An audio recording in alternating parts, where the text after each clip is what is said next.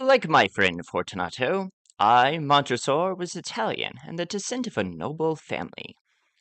Did I say Fortunato was my friend? No, he was more of a rival, insulting, haughty, and always trying to show his superiority. The thousand injuries done to me by Fortunato I bore as best I could, but when he insulted me, I swore I would get revenge. Do not imagine, however, that I said a single threatening word to him. No, I kept my plan to myself. I would choose a time when I could get back at him without taking any risk. For I felt I could not really be avenged if I had to suffer in some way at the same time. And Fortunato would have to know that I was repaying him for his insult.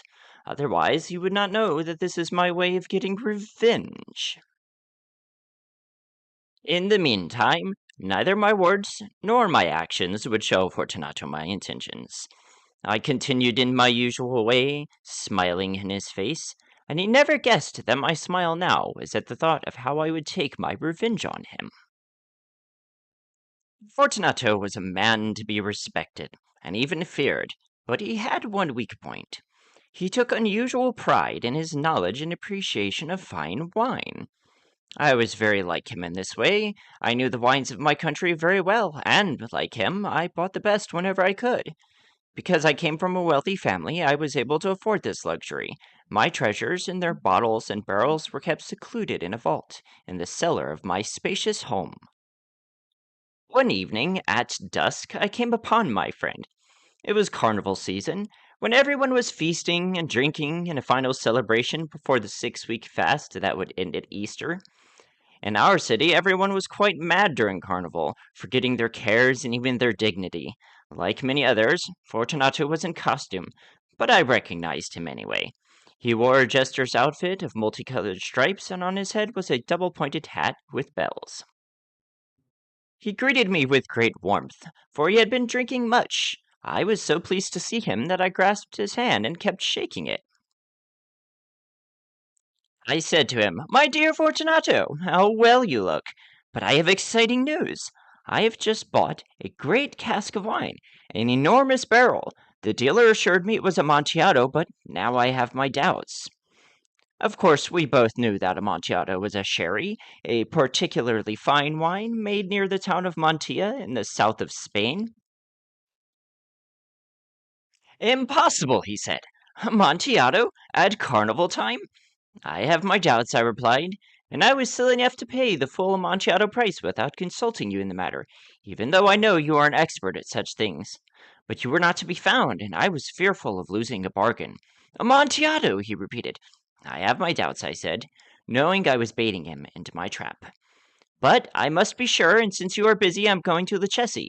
If anyone is a judge of wines, it is he. He will tell me." "Lucchesi cannot tell Amontillado from ordinary sherry," Fortunato shouted angrily. He was rising to my bait. "Yet there are some who say that his taste is a match for your own," I continued. "Come, let us go," said Fortunato. I had him now. "Where?" I asked. "To your vaults." "No, my friend, I will not impose upon your good nature. You are at carnival. You are busy. Lucchesi!" "I am not that busy. Come." "My friend, no. The vaults are terribly damp, and I see you have a bad cold. Let us go nevertheless. My cold doesn't matter. Amontillado! Surely you've been fooled. And as for Lucchesi, he cannot tell ordinary sherry from Amontillado." Still talking, Fortunato took hold of my arm. I let him hurry me along. We reached my home, but the servants were not there. They had gone off to make merry in honor of Carnival. When I left, I had told them that I would not be back until the next morning, but I had given them strict orders not to leave the house. I knew very well that as soon as my back was turned, they would disappear immediately to go to Carnival. Taking 2 torches, I gave one to Fortunato and led him through several connecting rooms until we came to the archway at the entrance to the wine vaults. As we went down a long, winding staircase, I cautioned him to watch his footing as he followed me. He walked unsteadily, and the bells on his cap jingled with each step. After we had walked in silence through a long, dark passageway, he asked, "The Amontillado?" "It is farther on," I said. Finally, we reached the end of the passageway and stood together on the damp ground of the cellar, the ground that covers the tomb of my ancestors, the Montresors. See how damp these walls are, I remarked. Coughed my poor friend, his eyes watering from too much wine. How long have you had that cough? I asked. Still coughing, he found it impossible to reply for several minutes. It is nothing, he said at last. Come, I said firmly, we will go back. Your health is precious. You are rich, respected, admired, and beloved. You are a man who would be missed if something were to happen to you. It is too damp here. We will go back. You will be ill, and I cannot be responsible. Besides, there is Lucchesi. Enough, he said. The cough is a mere nothing. It will not kill me. I shall not die of a cough. True, true, I agreed. And indeed, I did not intend to alarm you unnecessarily, but you should be careful. Here, a few sips of this will protect us from the dampness. As I said this, I took a bottle from a long row of similar bottles. Drink, I said, presenting him with the wine. He raised it to his lips with an evil look. Then he paused and nodded to me familiarly, while his bells jingled. I drink, he said, to your buried ancestors who rest here around us. I drink to your long life, I added. He took my arm and we continued. These vaults, he said, are very extensive. The Montresors, I replied, were a great and numerous family. What is your coat of arms? A huge human foot, golden against a blue background. The foot is crushing a serpent whose fangs are embedded in the heel. And what is the motto of your family's coat of arms?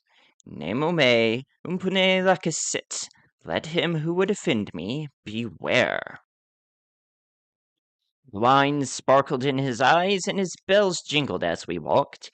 We passed into the innermost recesses of the vaults, the catacombs where human bones were piled high against the walls.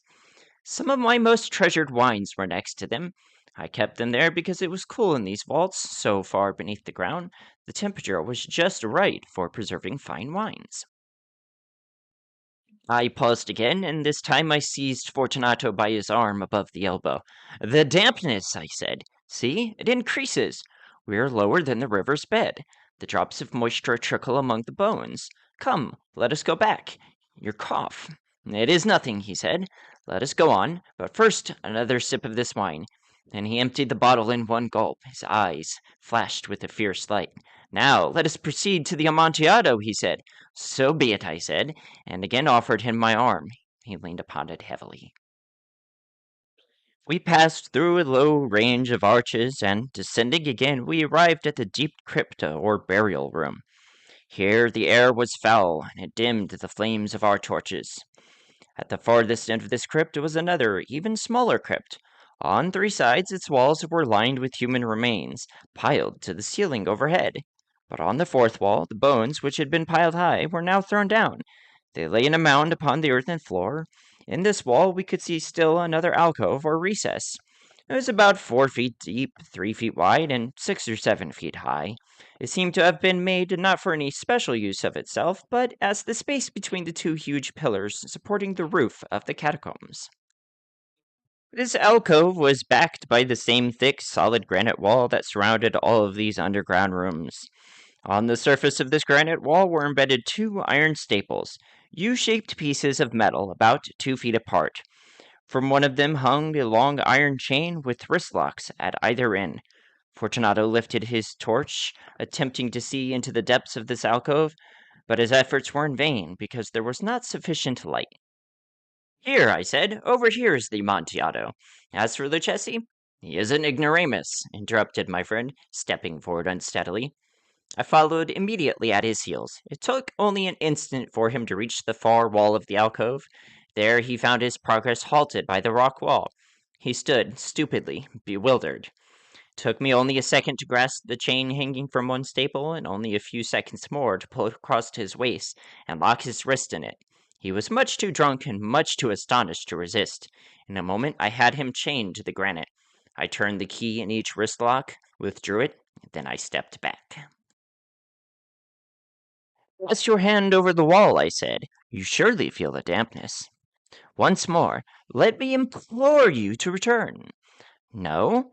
Then I must positively leave you. But first I must give you all the little attentions in my power. The Amontillado! Exclaimed my friend, not yet recovering from his astonishment. True, I replied, the Amontillado. As I said these words, I busied myself among the pile of bones of which I had already spoken. Throwing them aside, I soon uncovered a pile of building stones and cement I had placed there earlier.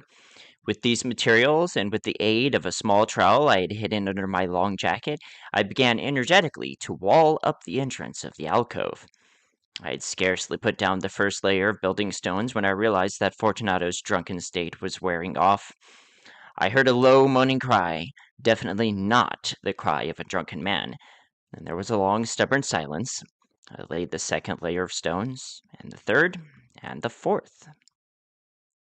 Then I heard the furious clanking of the chain. The noise lasted for several minutes. In order to listen to it with greater satisfaction, I stopped my work and sat down upon the bones. When at last the clinking stopped, I began my work again, and without further interruption laid the fifth, the sixth, and the seventh layer of stones.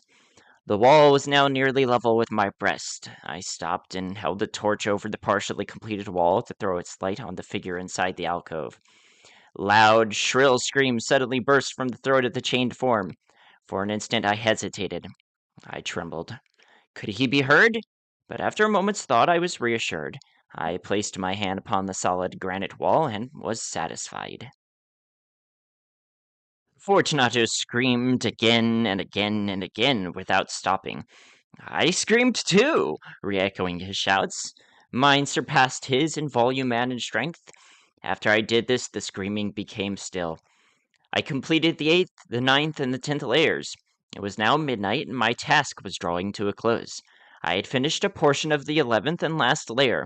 There remained but a single stone to be fitted and plastered in. I struggled with its weight as I placed it partially into position.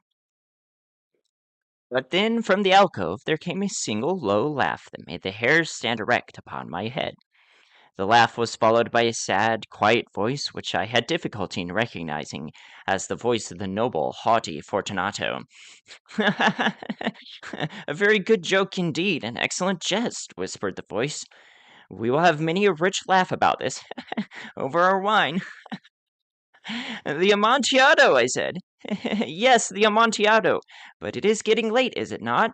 They will all be waiting for us, my Lady Fortunato and the others. Let us be gone."